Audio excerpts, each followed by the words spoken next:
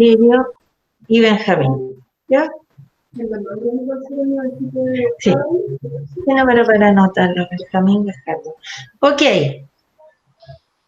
Cuéntenme, chicos. ¿Me escuchan bien? Sí.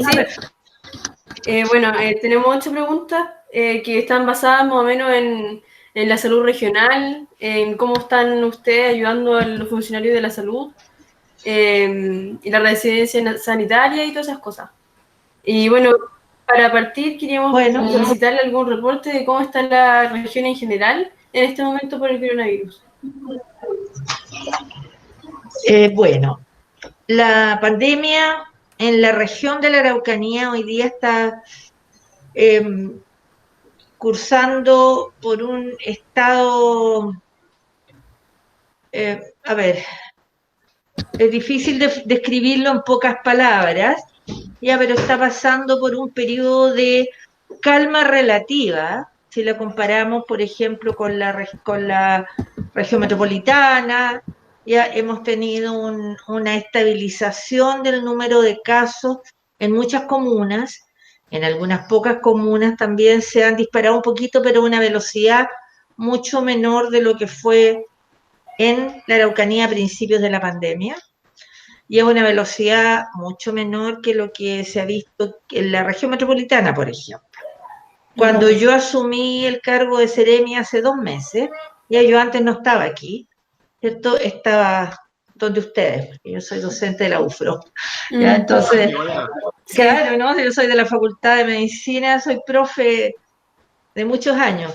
Entonces, yo cuando se inició la pandemia, yo estaba, por eso digo, en la universidad, yo no estaba acá, ya, y después hubo un tema de autoridades aquí donde hubo un brote grande y el ministro me pidió que si podía asumir yo aquí en esta etapa y bueno, me tiré a la piscina, esa es la verdad. En esos momentos la pandemia estaba en un momento muy crítico aquí en la región, con muchos infectados, muchas personas nuevas confirmadas diariamente, muchos pacientes graves, muchos pacientes en camas críticas, en las unidades de pacientes críticos, muchos pacientes conectados a ventilador mecánico. Ya cuando yo asumí hace 2 meses, dos meses atrás.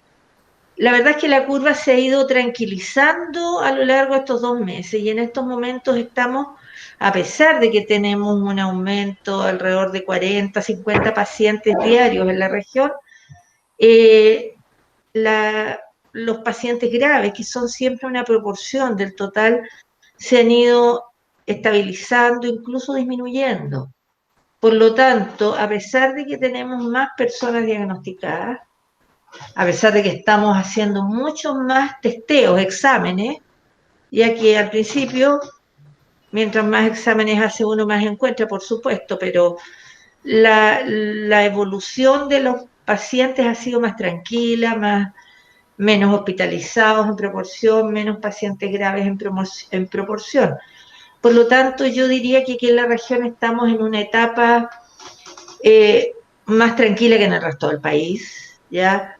Pero no está controlada la pandemia ni mucho menos, sino que creciendo a una velocidad mucho menor, ¿cierto?, que en otros momentos, ¿ya? Pero no significa para nada que tenemos controlado, ni mucho menos, y sí tenemos que seguir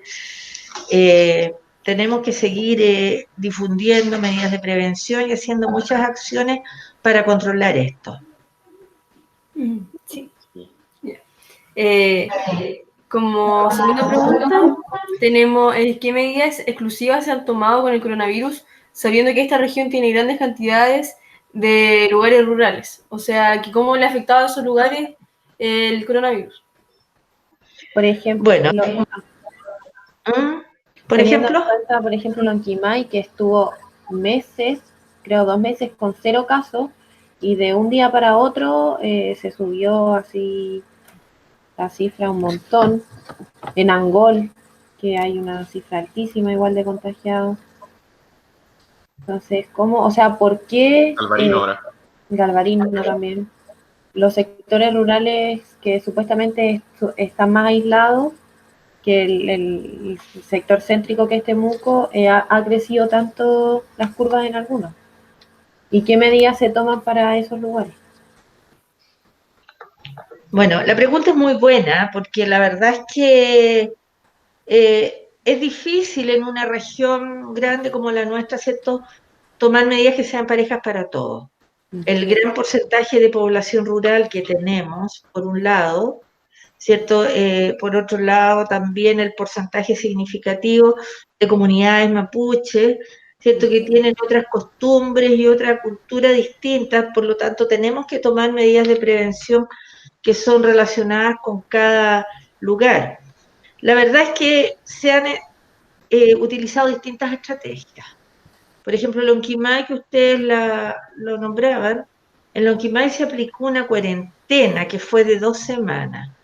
¿Ya? ¿Por qué se aceptó aplicar una cuarentena? Básicamente porque Lonquimay no era el Lonquimay mismo, sino que en una localidad que se llama Pedregoso, que estaba aislada de la comuna, un lugar que tenía acceso casi único, digamos, y una localidad absolutamente aislada. Por lo tanto, si nosotros lográbamos contener en ese lugar, ¿cierto?, la pandemia, ya efectivamente íbamos a poder tener éxito, como ha sido hasta el momento, ya con las personas muy preocupadas, interesadas por saber lo que es la infección por COVID. Nosotros fuimos a Lonquimay con mi equipo de epidemiología, estuvimos con los dirigentes, con Loncos, ¿cierto?, con una serie de personas de la comuna, estuvimos con los equipos médicos de salud del hospital, del consultorio, con las autoridades de la municipalidad y con representantes de la comunidad, que estaban todos muy ansiosos por conocer detalles de la pandemia. Y la verdad es que yo creo que esa labor educativa que nosotros hicimos con ellos fue muy buena y ellos entendieron que durante la pandemia la cuarentena tenían que permanecer en sus hogares y tratar de aprender que no pueden, con cuarentena o sin cuarentena, no pueden tener una actividad normal, pudiera ser, que tienen que siempre, o que no estén en cuarentena, tienen que tomar medidas que tienen que ver con el no salir de las casas, tomar el menos contacto con las personas de afuera, mantener el distanciamiento físico, distanciamiento con las personas, ya mínimo un metro, ya, y todas esas cosas, ellos lo atendieron en forma bastante, digamos, ellos lo entendieron bastante bien y lo han aplicado y lo han difundido y han tenido un comportamiento, para mi gusto, ejemplar, ¿ya? Por ejemplo, en comunas como Victoria, que estuvo con cuarentena. Hemos tenido brotes ahora más recientemente fuera de la comuna de Victoria, en algunas comunidades en Trangol, ¿ya? Y donde también hay comunidades mapuche, en Lonquimay eran pehuenches, ya también hay, pero aquí es distinta la situación, las personas no tienen mucha adherencia a las medidas de prevención, ya tienen un importante nivel de alcoholismo, ya, y la verdad es que, y tampoco tienen, la verdad es que no tienen muchas ganas, muchos de ellos, en controlar esta cosa ni cooperar. Lo que sí se ha hecho con ellos, que ha resultado bastante bueno, es trasladar personas a la residencia sanitaria, ya que las residencias son una estrategia fantástica que permite a las personas proporcionarles las comodidades para realizar una cuarentena real, aislados del resto de la gente, esto por 14 días, con alimentación y con cuidados médicos y con aseo y todo proporcionado ahí en estas residencias, y la verdad es que yo creo que es la mejor estrategia. Si nosotros pudiéramos ingresar a una residencia sanitaria a todas las personas positivas, o sea, las personas que son llamados casos activos, las personas que están contagiando. Del país, si nosotros pudiéramos hacer eso, tenemos controlada la pandemia, porque no van a estar transmitiendo la información. Esto es difícil de obtener. Nosotros, ¿cierto?, nos hemos planteado como como objetivo por lo menos ingresar el 50% de las personas a las residencias, lo que desde el punto de vista teórico sería excelente, pero desde el punto de vista práctico es complejo. ¿Por qué? Justamente por lo que ustedes decían, la ruralidad, ¿cierto? A las personas les da susto venirse del pueblo a la ciudad, les da susto ingresar a un hotel que nunca han estado en un hotel. Ya se preocupan por dejar sus casas solas, sus animales y todo, y eso es absolutamente comprensible. Entonces, la verdad es que es difícil, es complejo, tenemos que enseñarles un poco de qué se trata, cuál es la importancia del aislamiento adecuado, ¿ya? Y en ese sentido, algunas personas lo asumen mejor que otras. Ya, en Galvarino, por ejemplo, Galvarino tenemos otra situación en la cual las autoridades están pidiendo cuarentena de la zona, de la comuna. Ya esas cuarentenas se indican desde el nivel central, por reuniones entre el ministro, los subsecretarios, el presidente y un equipo de expertos que analizan distintos aspectos. Primero está la velocidad con que aumentan los casos, qué proporción de los casos ha fallecido, la proporción de personas vulnerables en la comuna, ya la proporción del grado de aislamiento que tiene la comuna, en fin, son muchas variables que se consideran. Eso está en estudio en estos momentos en Santiago para ver si realmente es adecuado instalar una cuarentena o no.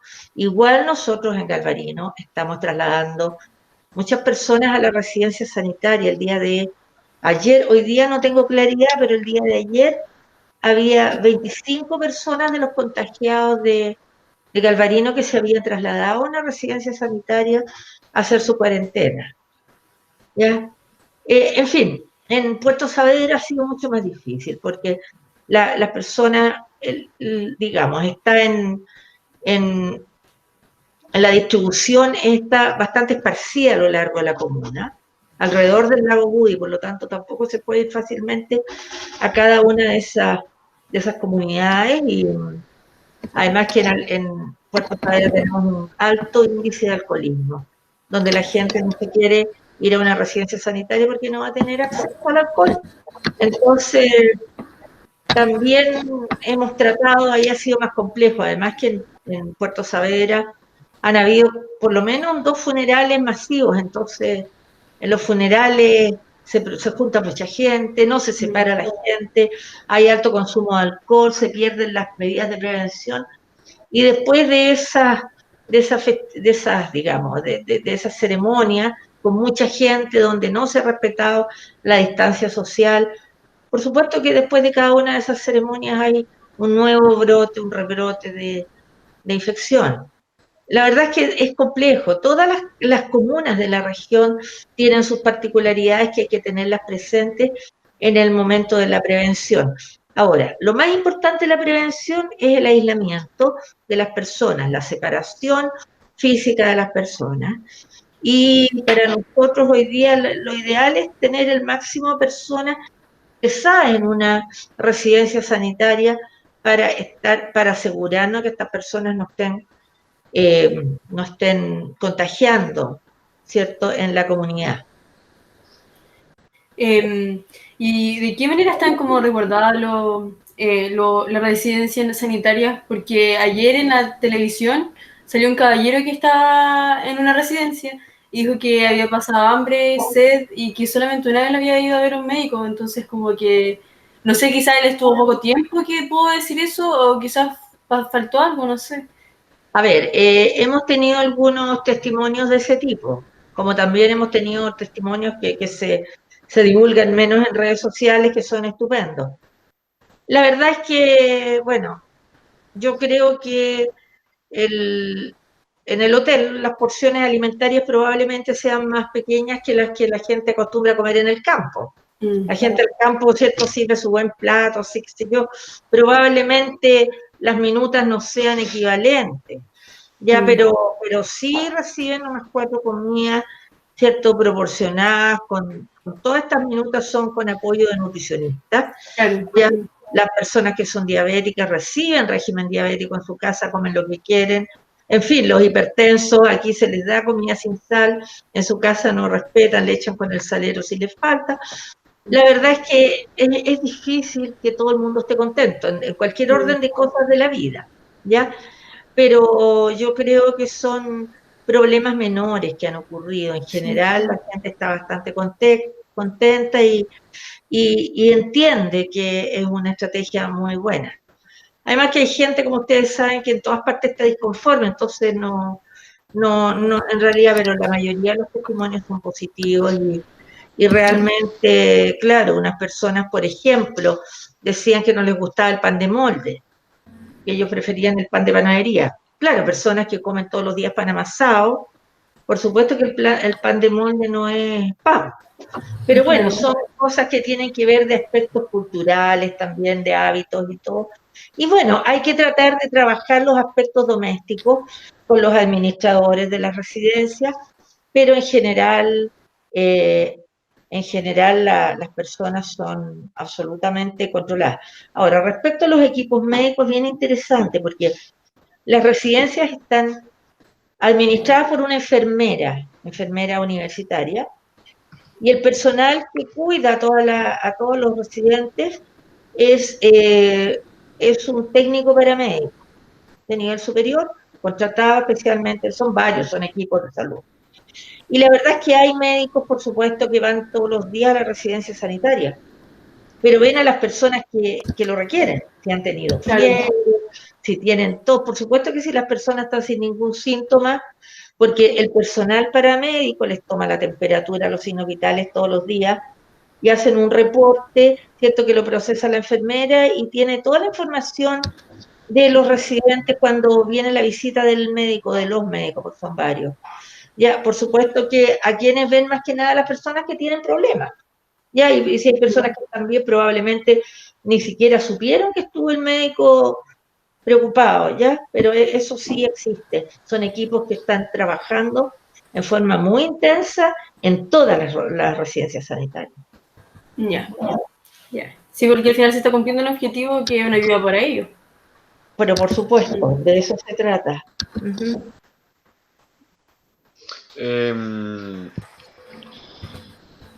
Usted nos comentó que, o se sabe en realidad, que no asumió el cargo de Seremi después del inicio de la pandemia.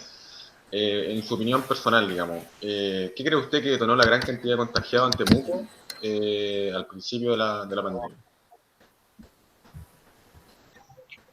Es complejo responder, Benjamín, a esa pregunta. Es una pregunta compleja. Yo creo que puede haber influido que Temuco fue una de las primeras ciudades donde hubo brotes ya, digamos, más intensos y las personas no estaban, ni los servicios de salud, ni las personas, ni las Seremi, estaban preparados para la llegada de una pandemia tan intensa.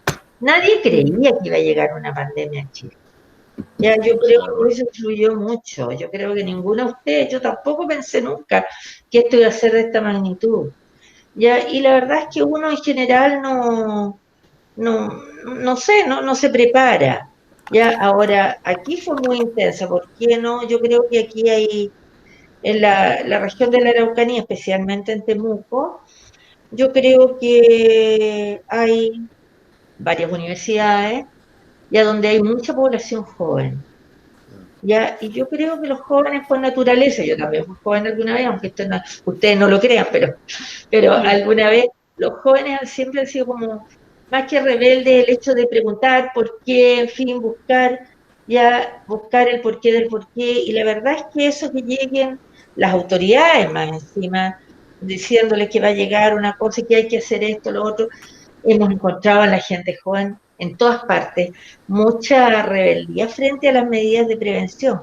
Que por qué tengo que estar encerrado, que por qué tengo que estar separado de mis amigos, cosa de ver redes sociales nomás, ¿cierto? De encuentros, asados, festividades sin mascarilla, sin todos juntos, abracémonos.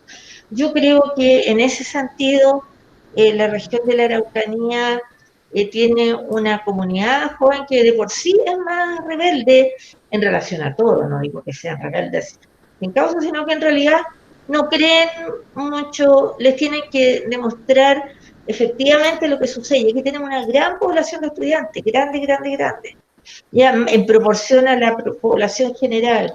Yo creo, porque nosotros en la región, si nosotros viéramos la curva, yo se las puedo mostrar en algún momento, la curva de edad de las personas de la región de la Araucanía, las personas que más, a ver, déjame por aquí, Jani, de ese informe que nos manda Simón, de eso para una de las curvas de edad. Las principales edades en que afecta el COVID en la región es entre los 25, lo más frecuente es entre los 25 y los 50 años, esa curva no se ve muy bien aquí. No sé si se alcanza a ver, ¿cómo la podríamos mostrar? No. Ahí, a ver ahí. Pero igual Ahí sale que, claro. Ahí algo se ve de eso, yo después le puedo mandar si quieren la Pero de los curva en color. 24 años, 25. Lo que está hacia claro, las zonas más guatonas para los lados. Claro, de los 25 a los La de la 40 y derecha, algo. claro, incluso de 20 para arriba, 25, 30, 35, 40, ya yo les puedo compartir esta curva que está, el original está en colores, ya de las edades. Si se Ya, fijan por ustedes, los favor. adultos mayores, que todos hablamos, los adultos mayores, son los que menos se infectan de COVID. Sí, Si ustedes se fijan, claro, se mueren más porque son más viejitos, porque tienen más enfermedades, qué sé yo, pero son los que menos, en realidad, son las personas jóvenes las que tienen 20, 24 años, ¿cierto? Una mucho más frecuencia. En general, la enfermedad esta afecta fundamentalmente a las personas, yo diría, entre 25, 30, incluso 20, 30, 40 años. Ya, y la verdad es que lo que hemos visto, digamos, no solo aquí, sino que también en todo el país, pero aquí hay una concentración muy grande de estudiantes, entonces, por todas las universidades, institutos de educación superior, en relación, en proporción a la Araucanía, ¿ya? Entonces, es una posibilidad, no es seguro, es una teoría de que podrían efectivamente haber tenido muy precozmente la infección y ¿cómo se llama? Y después haberla transmitido al resto. Pero como nosotros empezamos, además que hubo un brote importante que comprometió a las autoridades aquí, y llegó un momento que no había ninguna autoridad, y en esa época llegué yo, cuando recién entonces, ¿qué es lo que hicimos desde el ministerio? Bueno, empezar a enfatizar cómo se transmite, cuál es lo importante, etcétera. Y yo creo que la gente de la Araucanía, por lo menos en Temuco y en algunas zonas más urbanas, han ido entendiendo, ¿cierto?, que necesita estar separado, que necesitan prevenir, que es importante que no se contagien para no transmitir la infección a sus familias, a sus adultos mayores o a los niños pequeños. Ya, pero es complejo interpretar esa situación. Yo creo que puede haber pasado por eso, nosotros fuimos mucho más enfáticos que otras regiones desde el principio para ir controlando, ¿cierto?, todo lo que es la transmisión de la infección.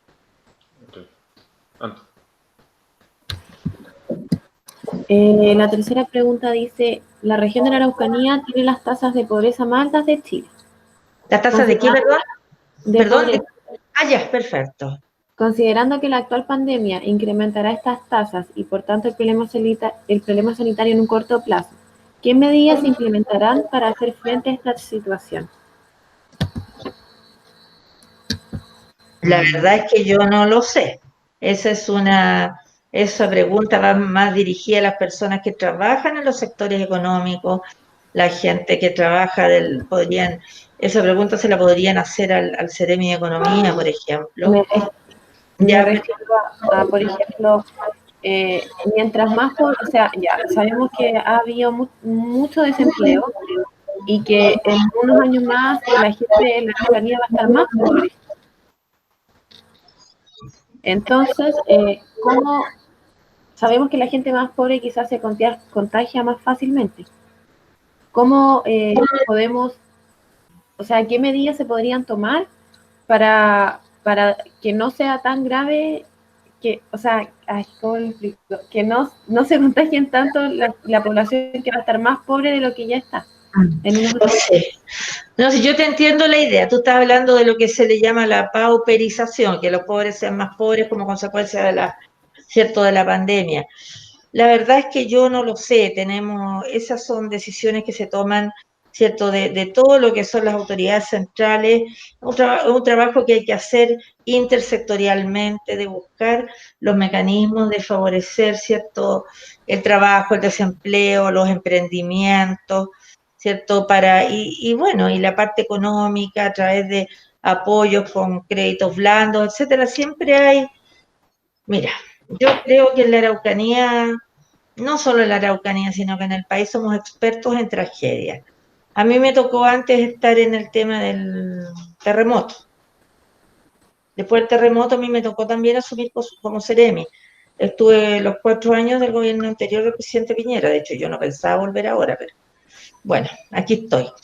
Resulta que yo me acuerdo que después de cuando vino toda la etapa de reconstrucción, se produce mucho trabajo intersectorial. Aquí en la Araucanía tiene la gracia de que no somos tan grandes como Concepción, como Santiago, en el sentido de que el gobierno central, los intendentes y los distintos seremis pueden hacer un trabajo en equipo, intersectorial, porque aquí no es el problema de una sola cartera, es el problema de todo el gobierno. Y tiene que estar esto coordinado por el gobierno central. Por lo tanto, yo creo que hay que trabajar intersectorialmente, ¿cierto?, y buscar todos los mecanismos de desarrollo, de emprendimiento, ¿ya?, y de apoyos económicos. Pero por el momento la verdad es que yo sé que el sector económico está preocupado ahora de ver cómo revertir un poco en estos momentos lo que se ha perdido y se ha descontrolado, y están evaluando la posibilidad de, en la medida que nosotros no estamos tan complicados, ¿cierto?, como a nivel central, buscar el punto medio por el cual se pueda efectivamente aumentar un poco todo el área productiva sin descuidar la pandemia. Y ese equilibrio es complejo. Ahí estamos con mucha, ¿cómo se llama?, prudencia, avanzando en ese tema, porque no se nos puede desbandar la epidemia de nuevo, ¿ya? Y en eso estamos claros, por lo menos aquí en salud. Doctora, llevándolo un poquito a otro lado, ¿de qué manera se ha ayudado al personal médico a cumplir su labor en esta pandemia y cómo se ha resguardado su salud? ¿En qué ayudado me refiero a físicamente y psicológicamente también? Bueno, el personal médico que ha trabajado directamente en la pandemia es un grupo que todos los días yo les saco el sombrero y les rindo homenaje, porque la verdad es que trabajar en la primera línea de la pandemia es muy duro. Bueno, lo primero que podíamos tener presente es que las personas que trabajan en la primera línea, en la UCI, con los pacientes conectados a ventilador mecánico, los pacientes graves, los pacientes que fallecen, en general son médicos que quieren estar ahí. O sea, a los médicos, a nadie se les ha obligado a estar en primera línea. Ya son las personas que sienten la necesidad de hacerlo, asumiendo todos los riesgos. Y el asumir todos los riesgos va con una responsabilidad importante. O sea, todas las personas se capacitan previamente, no es que te vayan a tirar a los leones de una. ¿Ya? Y las capacitaciones tienen que ir asociadas, en primer lugar, al tema de protección personal. Uso muy estricto, pero muy estricto, de mascarillas, de guantes, de escudos faciales, de pecheras, de delantales, de todo, para que no te quede desprotegido ningún área del cuerpo. Hay que ser absolutamente estricto con las medidas, porque si tú no estás recordando las medidas a cada rato, se relajan. ¿Ya? Y esa es una cuestión involuntaria. Después, sé yo, todos los cambios de ropa total, dejar la ropa contaminada, son una serie de conductas que uno las aprende cuando trabaja en el hospital, pero hay que reforzarlas.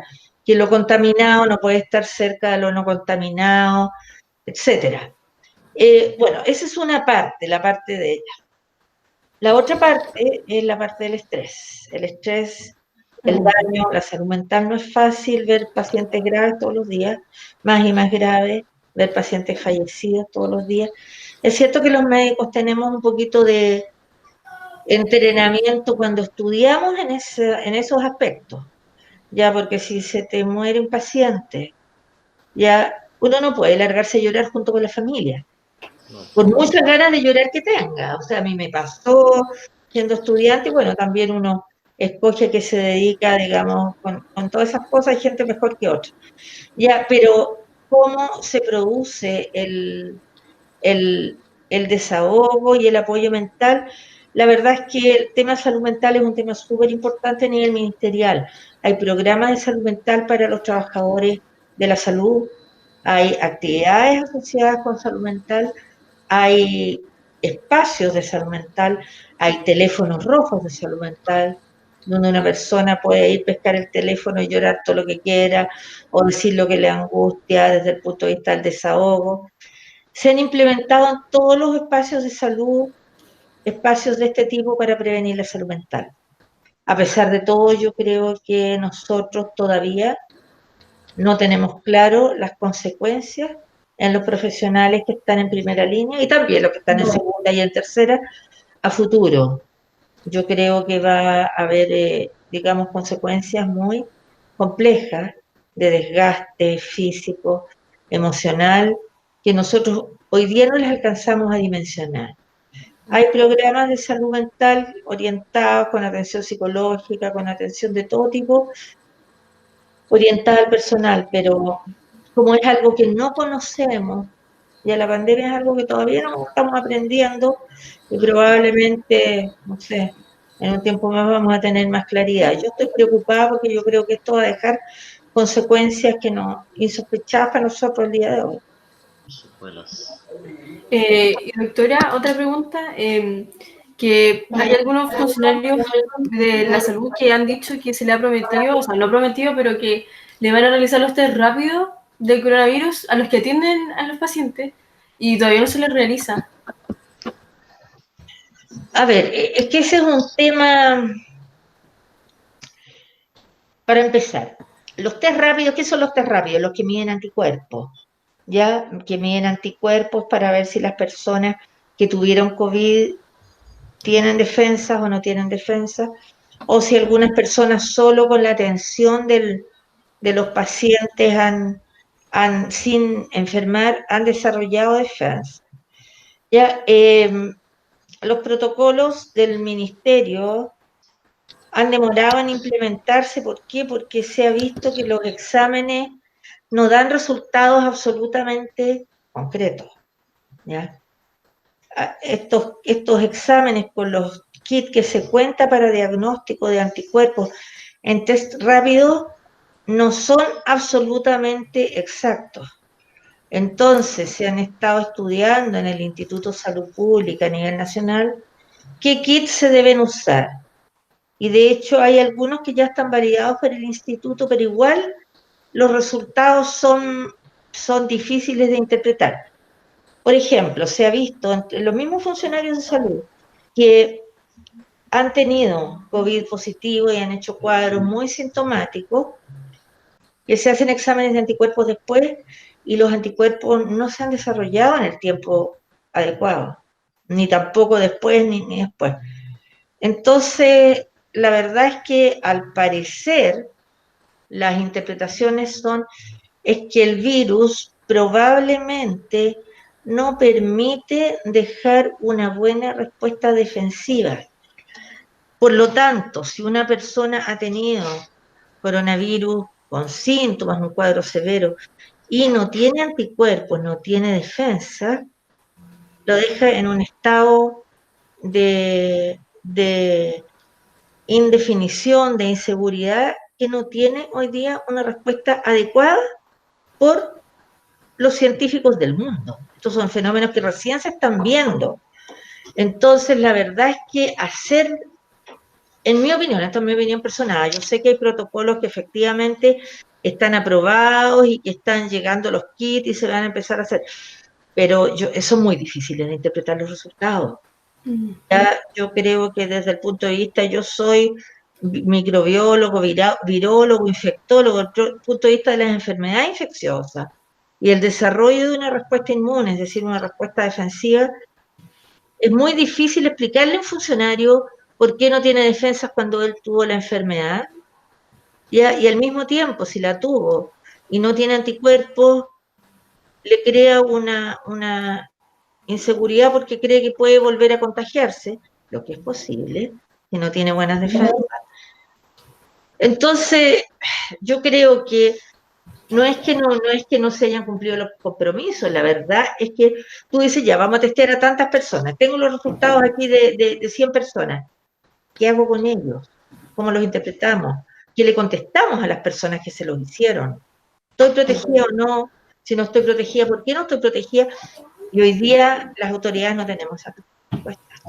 Doctora, entonces, por ejemplo, funcionarios que, como usted dice, que no dan respuestas como claras, como que uno pueda interpretarla, entonces esos funcionarios trabajan sin saber si están preparados físicamente para poder tratar a esos pacientes.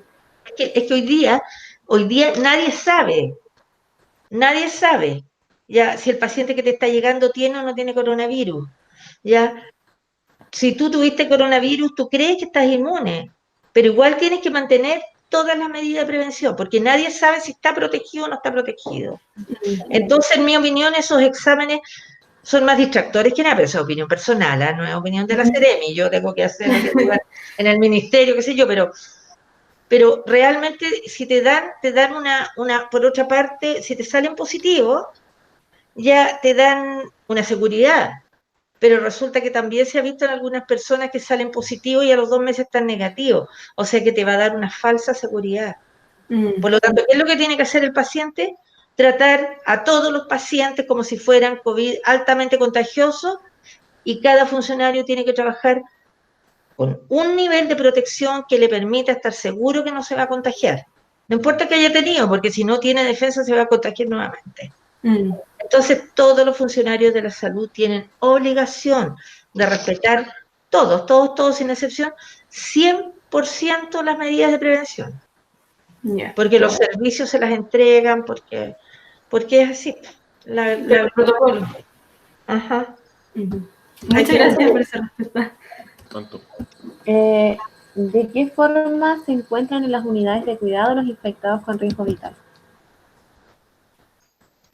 A ver, perdón, no te entendí bien. ¿De qué forma se encuentran en las unidades de cuidado los infectados con riesgo vital? Se refiere quizá a los conectados, en qué condiciones están los conectados a ventilador mecánico, en qué manera física se encuentran. Es que no entiendo, Antonella, la verdad es que no entiendo tu pregunta. Estoy media tontita para ese día viernes en la tarde, pero a ver, tú dices de qué manera, en qué sentido se encuentran los infectados en las unidades de paciente crítico. Ajá. Pero en qué estado, según qué. Estado físico, o sea, si están todos conectados a un respirador, cuántas veces al día los ve un médico. A ver, las unidades de paciente crítico son con turno médico permanente las 24 horas. Por lo tanto, y son pocos pacientes y está el médico ahí con una sala de monitoreo y un equipo de enfermeras y TENS y todo un equipo que están mirando a los pacientes, eso, todo el tiempo. Ya no es que vayan, qué sé yo, a su dormitorio, a tomar su cafecito, no. El médico está a las 24 horas al lado del paciente. Y las enfermeras y las TENS igual. ¿Y de qué forma se encuentra el paciente? Porque por ejemplo, he visto fotos de cómo se encuentra un paciente y son bastante impresionantes, la verdad. Muchos cables, boca abajo. Los pacientes, primero que nada, están en coma, están inconscientes, en un coma inducido. ¿Qué es lo que es un coma inducido? Al paciente se le hace dormir con medicamento en forma artificial. ¿Por qué? Porque el ventilador mecánico, la persona se conecta al ventilador mecánico con un tubo que tiene que ir adentro de las vías respiratorias, un tubo que se le coloca por la nariz o por la boca, que atraviesa la laringe, que es donde uno habla y todo y que se está moviendo. Por lo tanto, hay que relajar la laringe y todo para que pueda pasar el tubo directo a las vías respiratorias. Eso es lo que es la intubación, ¿ya? el paciente está inconsciente. Ya generalmente está en un coma inducido por medicamentos para que el paciente soporte ya toda esta intubación, porque los reflejos tratan de eliminar las cánulas, los tubos, ¿ya? En primer lugar, el paciente está inconsciente. Ahora, en la primera etapa de conexión, yo no sé mucho de esto, pero lo poco que sé, generalmente la mayoría de los pacientes está en lo que se llama prono. Prono significa acostado boca abajo. Sí. ¿Ya? Inconsciente en prono, boca abajo. ¿Por qué boca abajo? Porque la expansión pulmonar es mucho mayor si yo estoy acostada de espalda, ¿ya? El tórax funciona mucho mejor, los pulmones hacia adelante, porque yo atrás estoy aplastando el dorso. Si yo estoy, ¿cierto?, boca abajo, funciona mucho mejor lo que es espalda, ya, porque yo estoy boca abajo comprimida. Entonces, ¿qué es lo que ocurre? Que la superficie, la capacidad pulmonar es mayor por el dorso, por atrás que por delante. ¿Ya? Entonces, ¿qué pasa? Que si yo estoy acostada hacia atrás, estoy aplastando mucho más alvéolos. Los alvéolos son las unidades chiquititas dentro del pulmón que son las que respiran, las que intercambian gas y todo eso.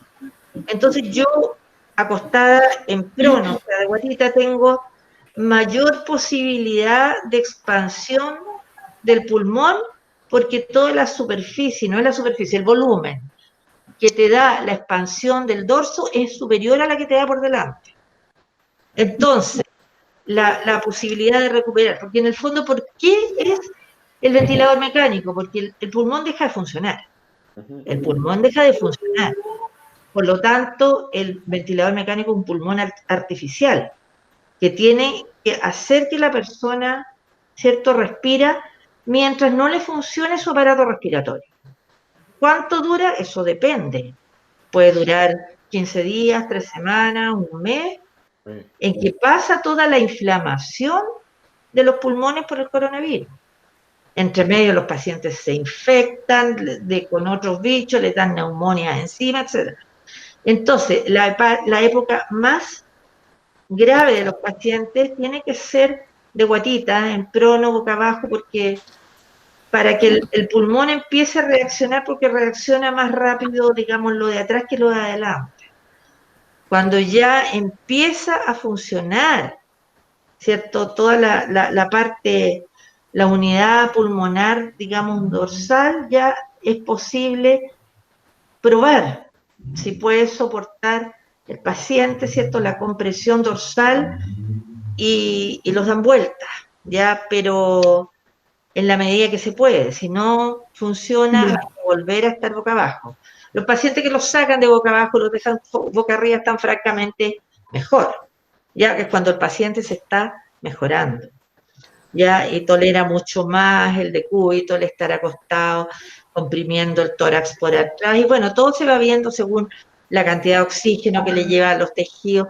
Los pacientes están monitorizados por todos lados, ya, con sueros, con los dedos, con aparatos de presión, con presión, tienen distintos mecanismos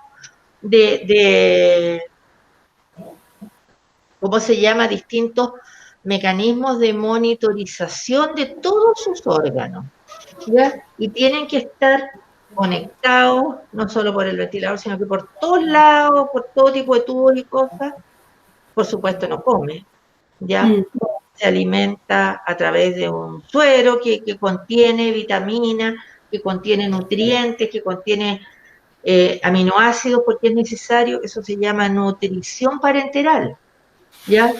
Entonces, la verdad es que están en una situación física que es bastante crítica, por un lado, por una de las tantas razones por las cuales no se permiten visitas.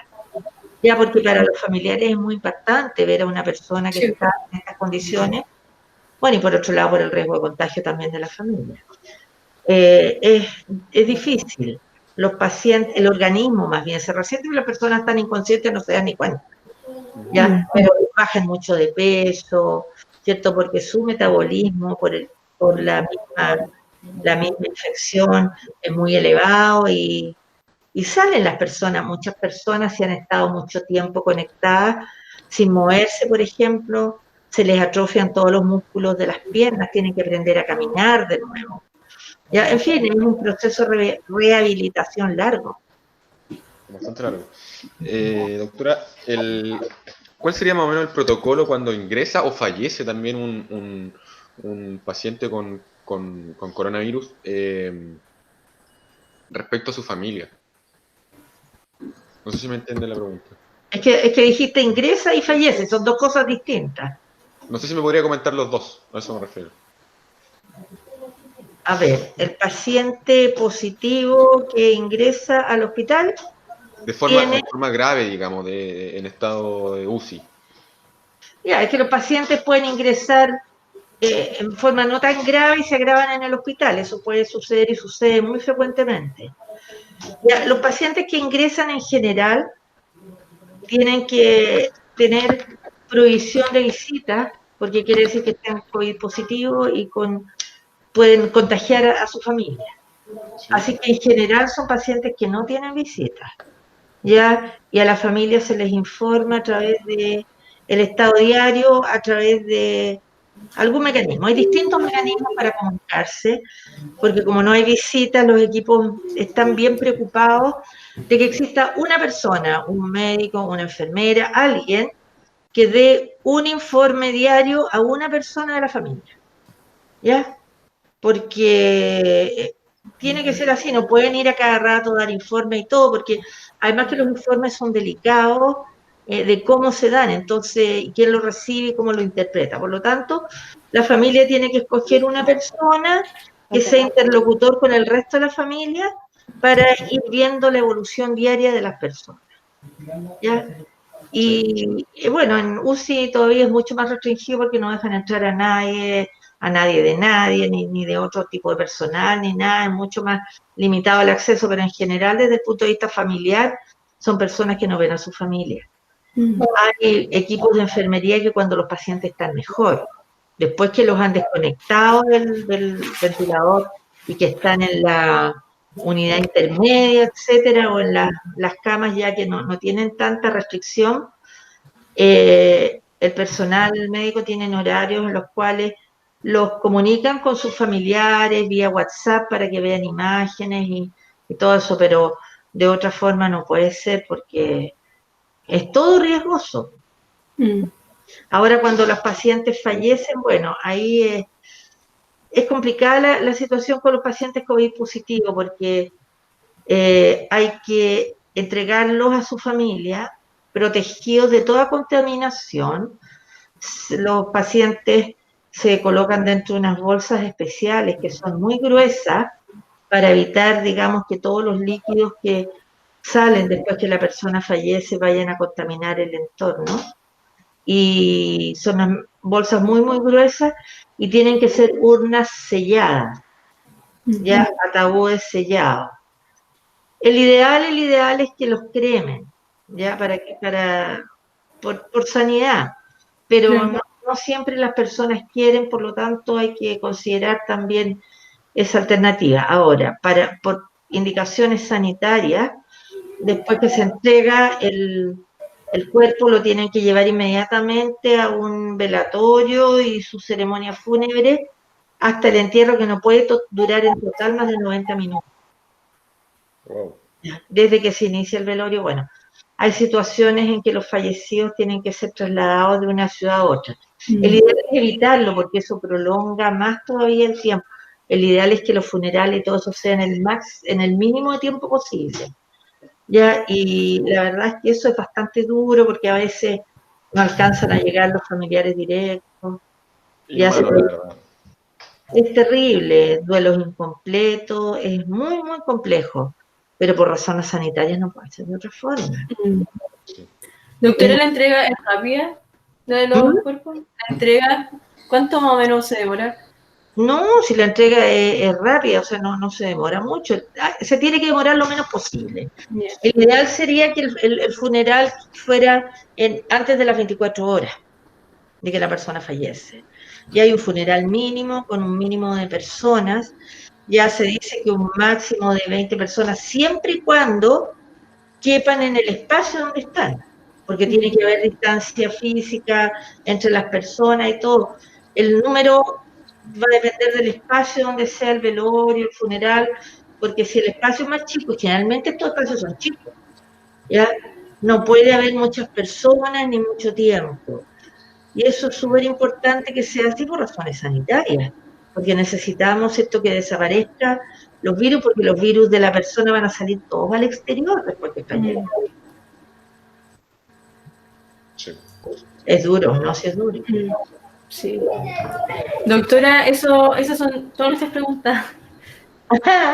Bueno, Muchas gracias. Muchas gracias por su tiempo. cualquier duda, yo estoy aquí siempre, tengo un correo electrónico si quieren, ya hacerme alguna pregunta, ya gloria.rodríguez @redsalud.gov.cl. Sí, yo la tengo. Ya, perfecto. Y si no, se contactan conmigo a través de su profe. Ya. Genial. Sabe cómo Muchas buscar. gracias. Genial, muchas Doctora, gracias. otra cosita. Dime. ¿Nos puede mandar ese gráfico que tenía usted de la curva? Sí, les voy a mandar una versión en color, el de la edad, porque en color se ve mejor todavía, tenemos por ahí. Les imprimo uno y lo busco y se los mando. ¿A dónde se los mando? Así que el Pero correo por donde correo. recibió el link, ¿puede ser? El de usted, el de que nos dio recién, que igual lo tengo, pero- si quiere le mando uno. Pero ¿a dónde te lo mando? Denme un correo a usted y yo se los mando al Ya. tiro. Yo se lo doy. C.Hidalgo. C.Hidalgo. Sí. 07 07 @ufromail.cl. ufromail.cl. Sabía que iba a ser ufromail. A pesar de que no les gusten los correos ufromail, pero son súper buenos. Sí. Ya, y por el 07 te pillé. Sí, típico. Típico, sí. Muchas gracias. Ya, chicas, te lo mando al tiro. Ya. Ya. Gracias. Chao, un gusto. Que les vaya bien en su trabajo. Gracias. Muchas gracias. Se pasó. Ya, chao. Chao, chao. Espérenme, es que tengo la pura cagada en la chimenea, tengo la casa llena de humo, estoy demasiado preocupada, espérenme.